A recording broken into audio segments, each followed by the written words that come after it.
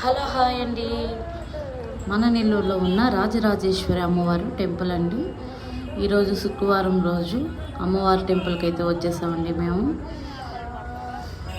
Full crowd అండి.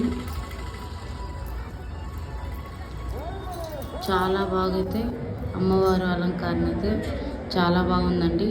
ఈరోజు శుక్రవారం కాబట్టి అమ్మవారు లక్ష్మీ అలంకరణలో ఉందండి. చాలా బాగా అయితే అలంకరణ చేశారు అమ్మవారిని.